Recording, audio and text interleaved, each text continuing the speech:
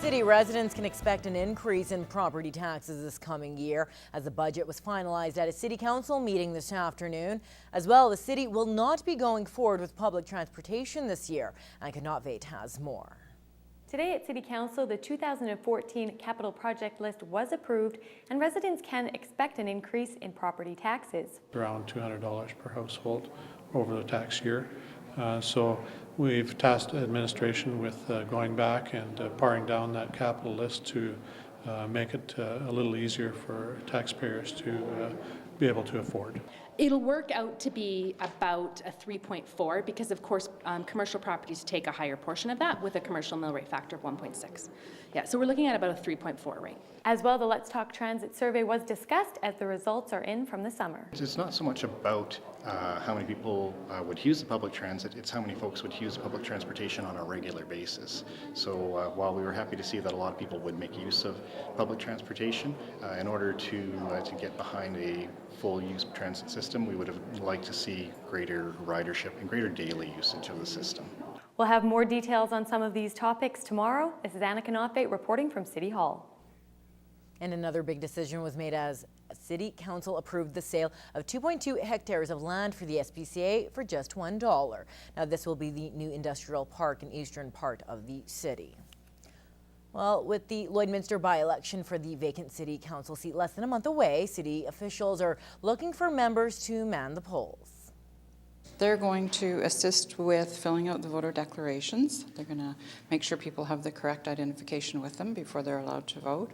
And they're going to probably help with the setup and the wrap-up of the poll once the polls close.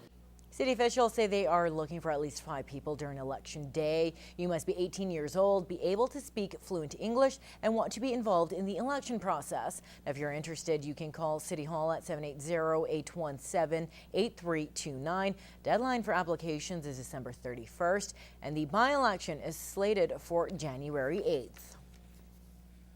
It was a once-in-a-lifetime experience for one Lloydminster classroom as they got the chance to meet an Olympic athlete today as he prepares for Sochi. The track went upside down and you went fast enough. Do you think you could make it?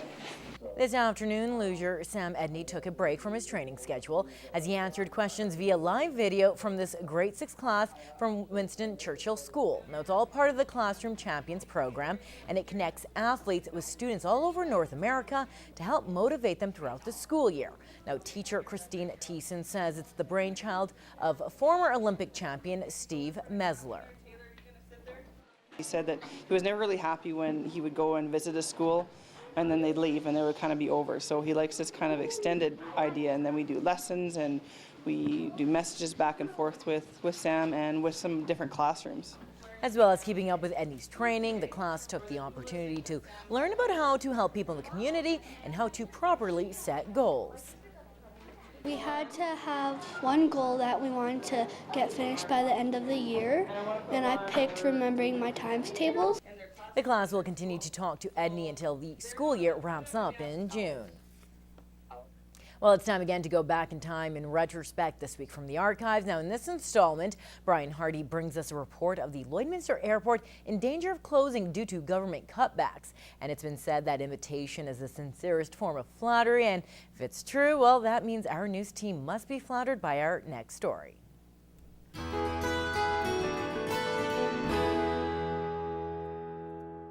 This week in 1995, our news was in the spotlight.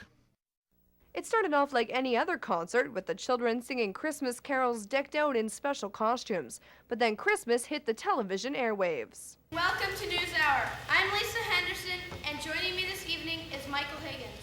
Thank you, Lisa. I wanted it to be something personal, and I thought, what in Lloydminster could I do that would work? And CKSA got it. Jim Unger explores the secret of peace with Mayor Ilston Plant. Tammy De Silva is on special Christmas assignment. Sherry Lukens forecasts a very warm weather trend, and we had our weekly feature, Police Beat. In this week's edition of Police Beat, we have an amazing story of how the power of Christmas can work to fight crime. And of course, don't forget Greg Buchanan with News Hour Sports, and the Blazers are winning. It's a story that is told every year, and you want to find a unique way, and I think we did find a unique way this year of telling it. Julie Matthews, News Hour. It's December 1994 and government cutbacks ground airport operations. The Lloydminster Airport may not be giving takeoff or landing clearance much longer.